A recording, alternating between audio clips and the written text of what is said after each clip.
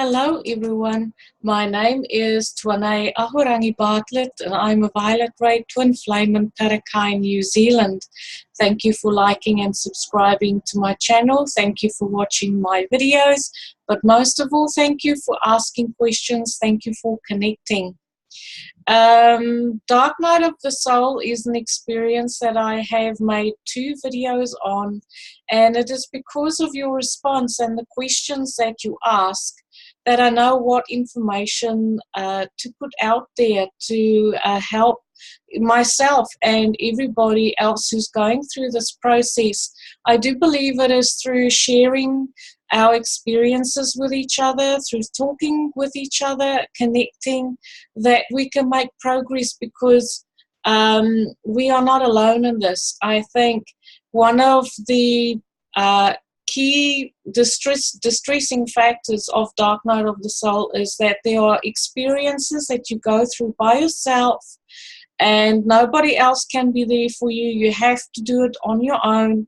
But there are some parts of Dark Night of the Soul where we do need support. We can reach out and just speak and share our experiences with each other, and it does to a certain extent relieve the feeling of isolation, feeling of loneliness. So please comment and connect below. I'll leave links where you can just speak to each other as well. If you pick up somebody at the bottom of the page and you resonate with their comment, reach out. Okay, so there's a couple of questions that sort of came up because I am still in Dark Night of the Soul. It started, if I can consciously say, the process was in climax in 2014, but I think Dark Night of the Soul kind of started back in 2008, you know, when a red flag started to come up and it was begging for my attention. But because of the programming that I was exposed to as a child, by society and by the family that I was raised in, I didn't pay attention to it because you know, it's just life, right? Okay, so I've had questions of you know, how do you make progress? And I suppose what I really want to share here with is how to cope with Dark Night of the Soul. I realize that everybody's situation will be different. There will be different issues to deal with, but there is a process to it. So the first thing, you know, on those days when it's really tough, when you are alone, when you feel isolated, when people are unkind, they're cold, they reject you, they criticize you, you're not supported by life, you don't have money, you don't have a place to sleep, when you truly feel like you are left out in the cold, that is when I go into my breath, and it's as easy as anything that is not connected to my breath in that moment is irrelevant. It is to be fully present in that moment, go into my breath. That's my moment. The next moment, everything else falls away. Anything else outside my room or where I am at that point in time. I used to take timeouts at work.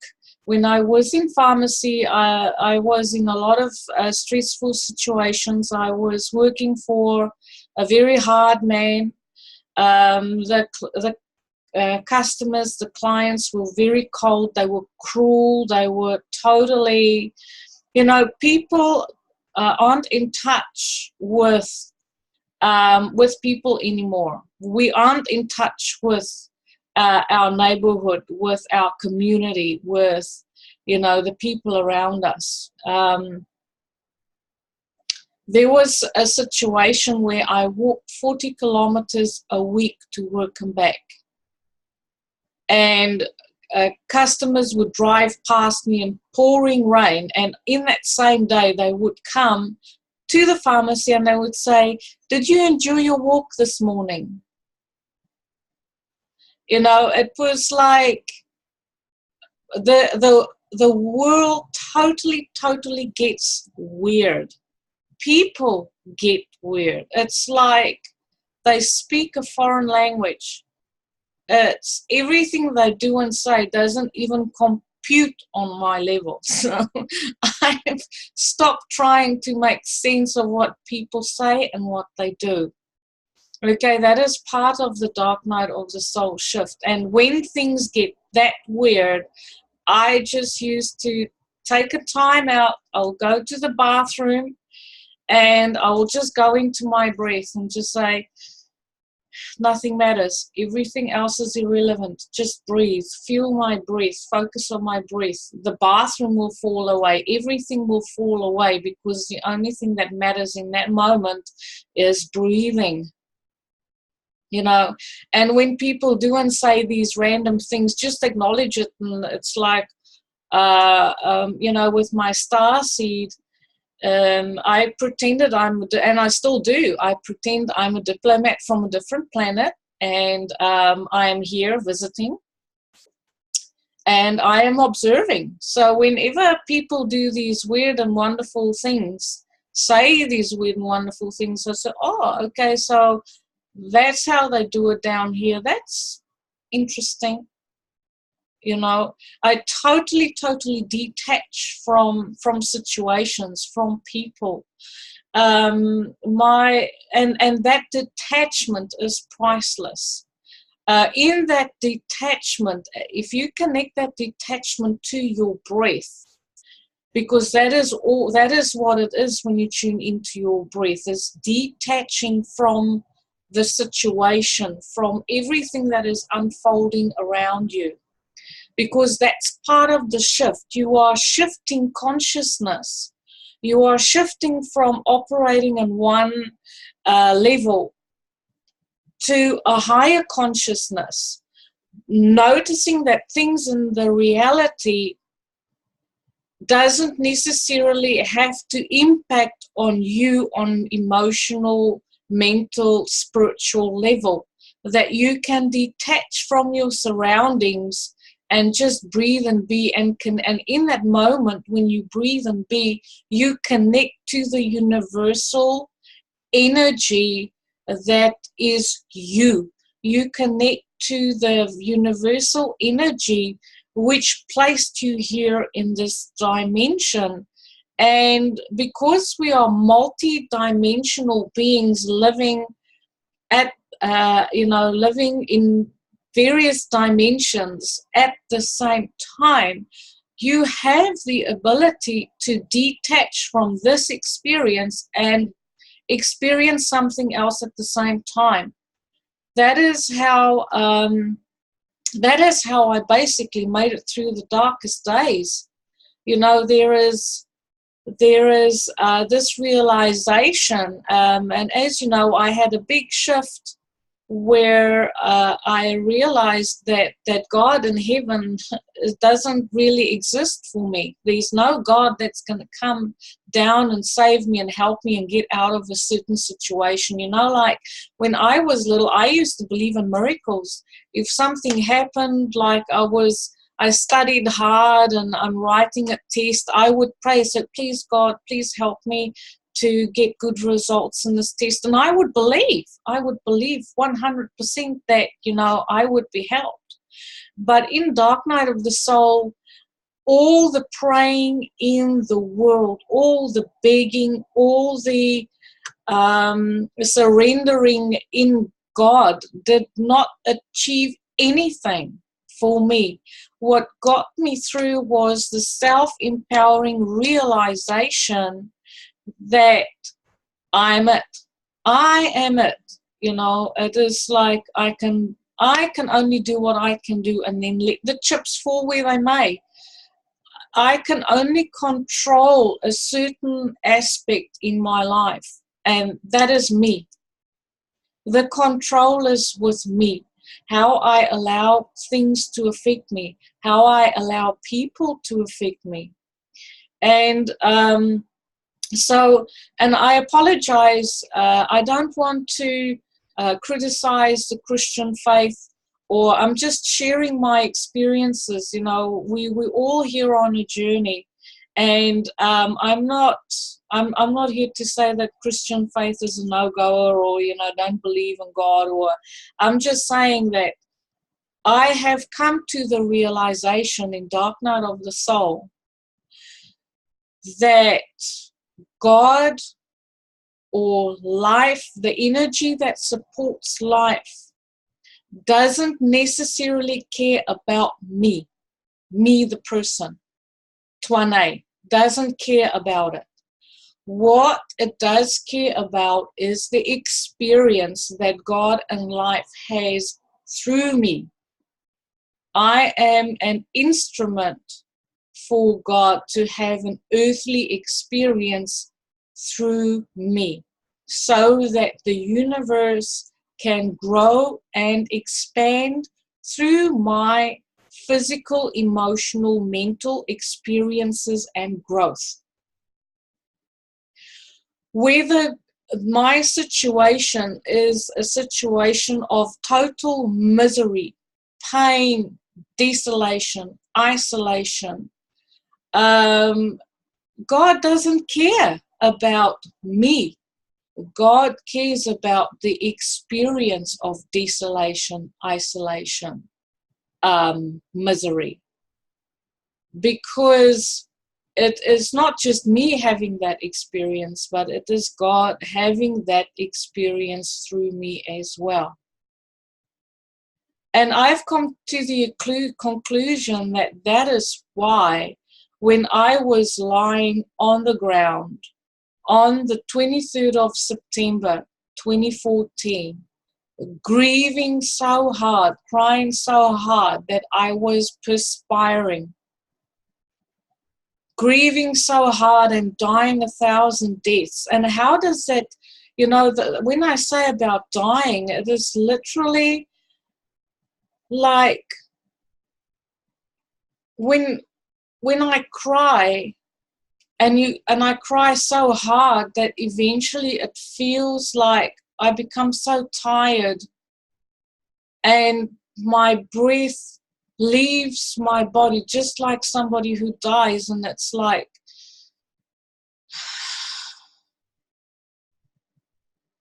and I can feel the last tear running down my cheek, and my breath is gone, and I'm suspended in that moment where the next breath isn't there yet. And I know I've died. I know there's something in me that died in that moment, and I will never be the same again.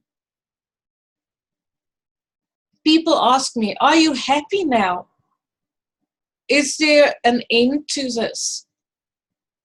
I don't know if there's an end to this, because I have not experienced the end.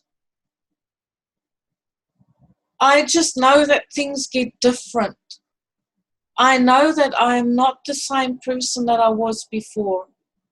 I have become harder, cynical, less trusting. If I love the person that I was before, I still grieve for the person that I was before. I used to laugh. I used to have fun. You know, I'm very childlike. I would go to a park and I would play. I would kick a ball and I would play, and, you know, coloring in. Okay, I still do those type of activities, but the childlike wonder and joy is gone. I'm very cynical when it comes to people. I'm cynical when it comes to God.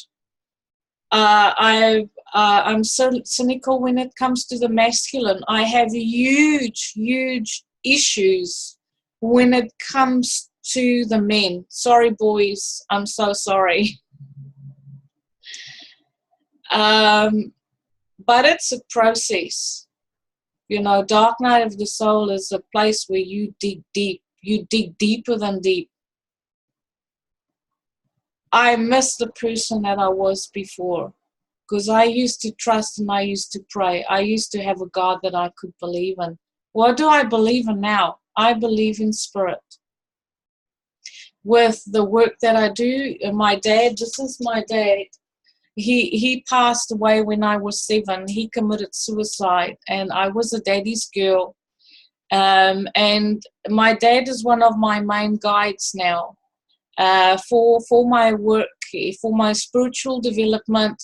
And it was in Dark Night of the Soul on the 23rd of September 2014 when I heard my dad's voice for the first time, and when I truly started to see him clearly. I always kind of knew that he was there, you know, having a feeling about it.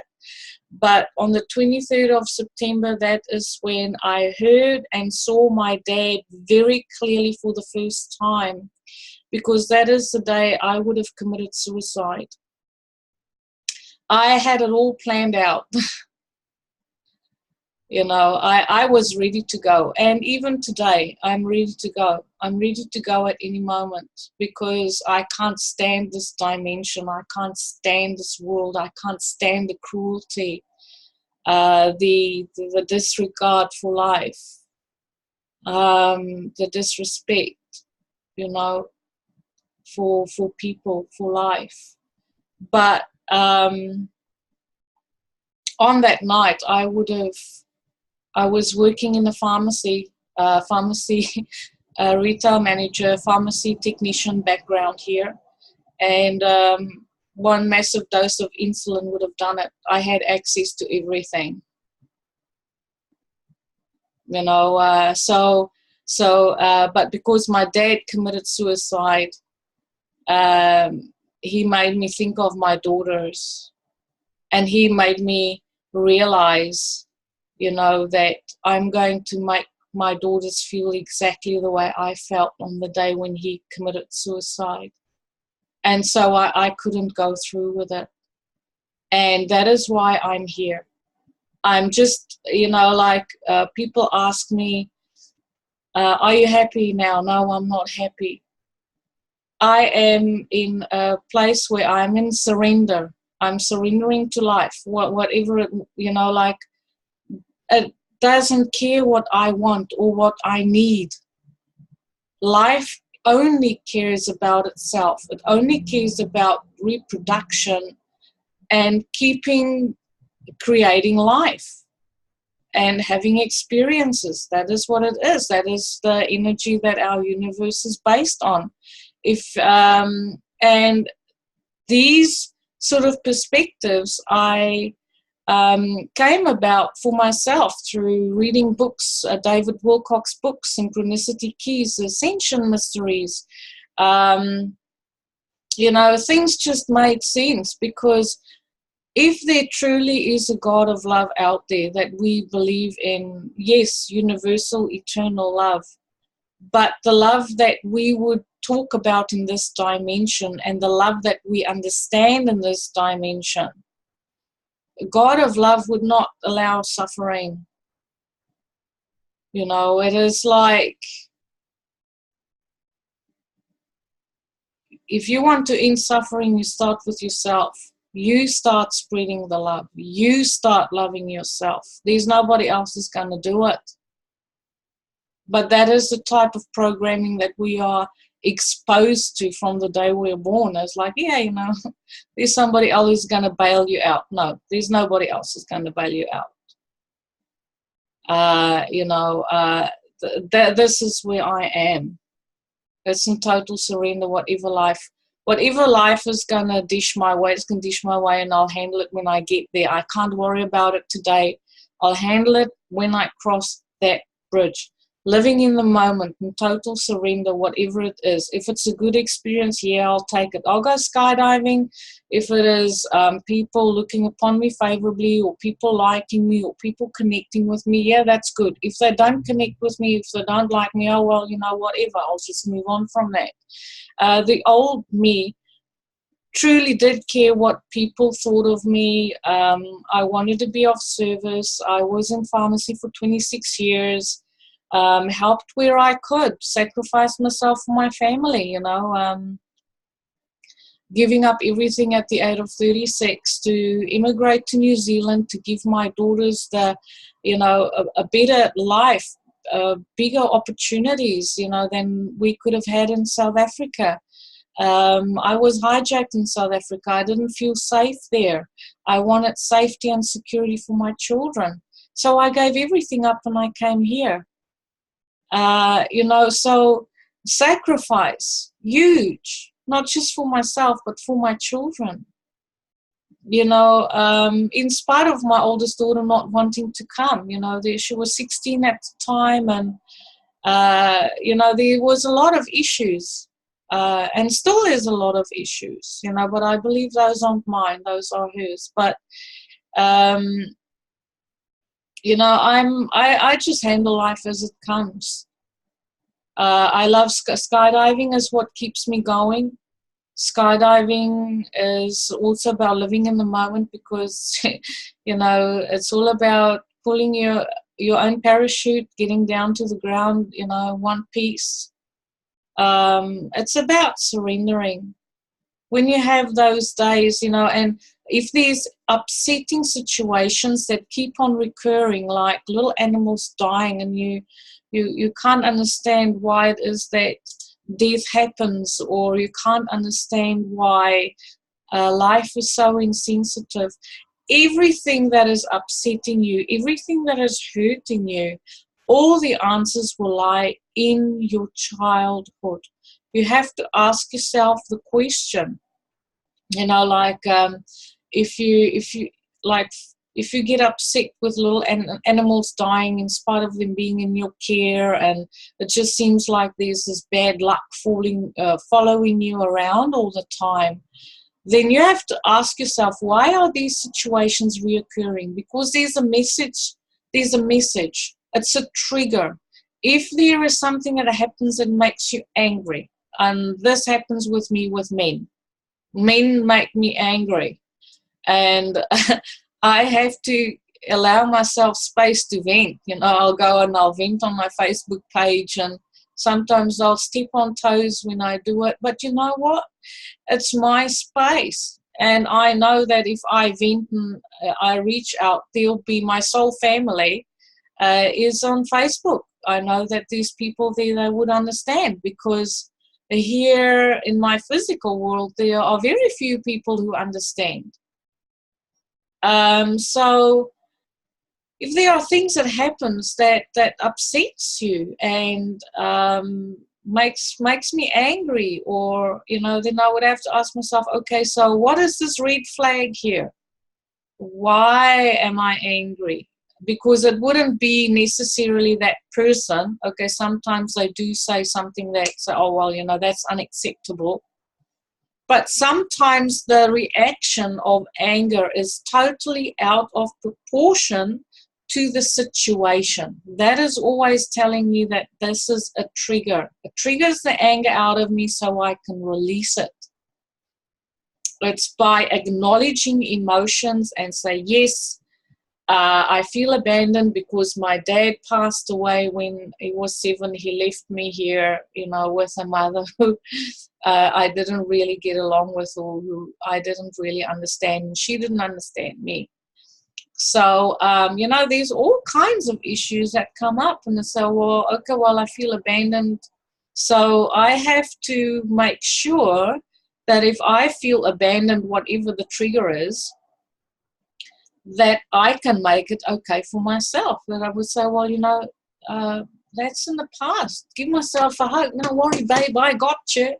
I have so many conversations with myself in the mirror in the morning when I apply my makeup. It is like, because it's just me, there's nobody I can call that's going to say, you know,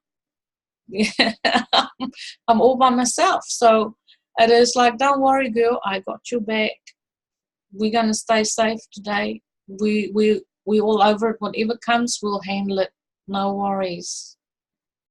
It's having that reconnection with yourself, reconnecting with yourself, even on your darkest day. If you feel like you hate the world, you hate yourself, you hate everybody, you know, or you feel totally isolated and unwanted, that is when you start to give to yourself. So, well, you know what, I don't care if nobody likes me. I like myself just fine. I like the person who I am becoming now. I'm much stronger. Now is the time when I say no, and I don't even think about saying no. I carefully weigh situations to make sure that it is to my advantage. Whereas before it was always taking the other person into consideration and then make a decision. Whereas at this point in time, when people ask me about Dark Night of the Soul, I almost can't believe that this was actually the purpose of it, to make me so almost selfish.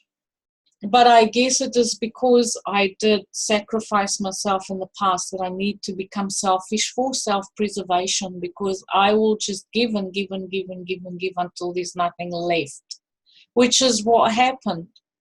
I gave and I gave and I gave, and people just took and took and took, because not because they were bad people, but because I presented that energy. Oh, here, come get it, it's free. And of course, if something is free, people are going to show up and say, yeah, can I have some? So I played a huge part in creating those situations. I'm not blaming anybody else. Part of Dark Night of the Soul is to take responsibility for yourself and every decision that you've ever made and every decision that you are making in this very moment.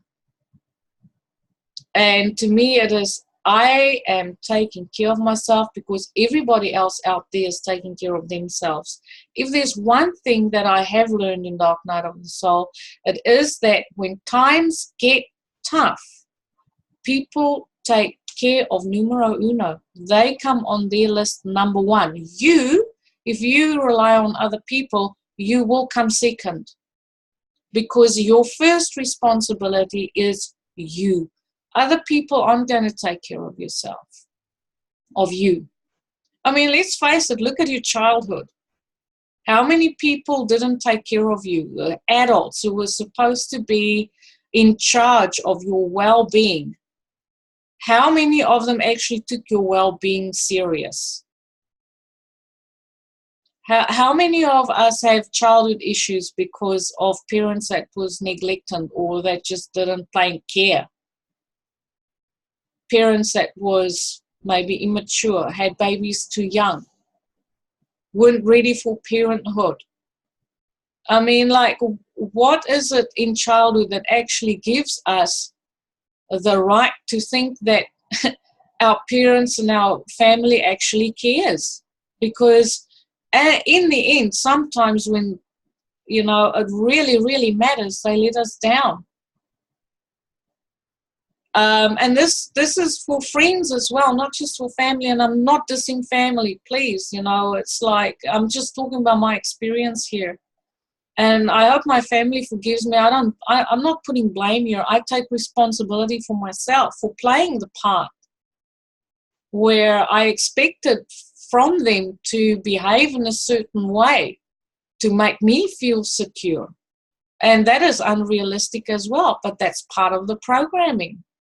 Is to say, well, blood is thicker than water. Well, is it? It's proven me wrong. That is truly, I don't believe in that. I believe in soul family. I believe in the person that shows up at your door when you don't know them, from a bar of soap, strangers standing on the street, and so asking you, do you have food to eat? Do you have a place to sleep? But first and foremost, it is you taking care of you, reconnecting with you. You will find on the days when you are in a very dark spot, or when you're in a dark place, that is when you've lost connection with yourself.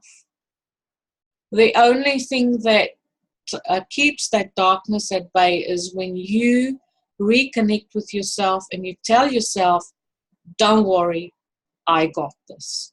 I got this. I choose. I live life on my terms.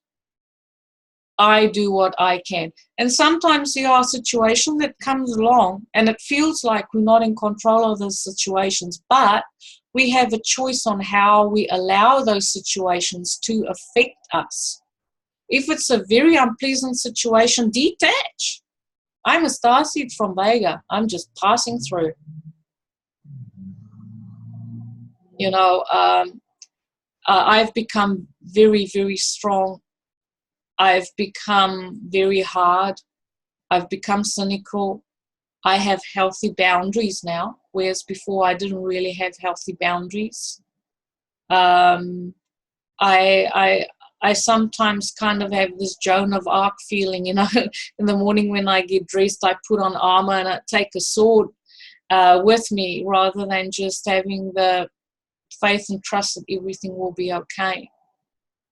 But that is empowering. I find it very empowering knowing that I can take care of myself no matter what. And then, you know, they also say that you have to think about, you know, when you get old when you like maybe go into retirement and, you know, what about the future if you don't have family or you don't have friends? Who cares? It's not here yet. I create my future now. You know, it's decisions that I make now that'll impact on where I will end up, you know, when that time comes. And I'm quite willing to take the responsibility for whatever unfolds. I will deal with life as it happens. I'm not going to deal with a life 10 years from now because it's not here yet. There's no ways that I can know how my life is going to be like in 10 or 20 or 30 years from now. But I'll deal with it one day at a time. And I'll deal with it one breath at a time. And this is how I go through life. I live in the moment. I detach. I believe that God did give me life, that the breath that I have is God's love for me. He's given me breath. And that it's just to surrender to it. And that my purpose here is to bring in light, love, and healing for everyone. And that I'm in service to Gaia and humanity. This is my reality. Is there anything beyond that? You know, I'm not wishing for anything beyond it. I'm not dreaming. I don't have dreams. I don't have aspirations. I get up in the morning, I do my job, I come home, I sleep. That's where I am. And if nothing rocks my boat, if I can get up in the morning, go to my job, bring in light, love, and healing, go for a skydive, come back, come sleep, and my life stays the same like that, that is what I want. That is what I aspire to, if there is anything to be said about having aspirations. It's about not being traumatized by life, having a safe, comfortable, stable environment, which I have created for myself, by myself, in my own power. So does it end? I don't know if it's ever going to end. Look at your life. I look at my life and I think it's just one big joke, really. You know, I'm 45. It's like I have nothing. Does it end? Yeah, life ends, for sure. We have transformation. But does it get better? I don't believe it gets better. I believe it gets different. And maybe different isn't that bad. Maybe different is good. So that's me on Dark Night of the Soul, and how to cope with it. One breath at a time. Love yourself. Love the strong person you're becoming. Because it's necessary to have healthy boundaries. It's necessary to say no. It's necessary to cut ties. It's necessary to put yourself as number one on your list, and everything else comes second. So I'd like to hear what you think about this video. Please comment. Please share your experiences. You know, Honesty is key here. So have a beautiful day, everyone. Light and love.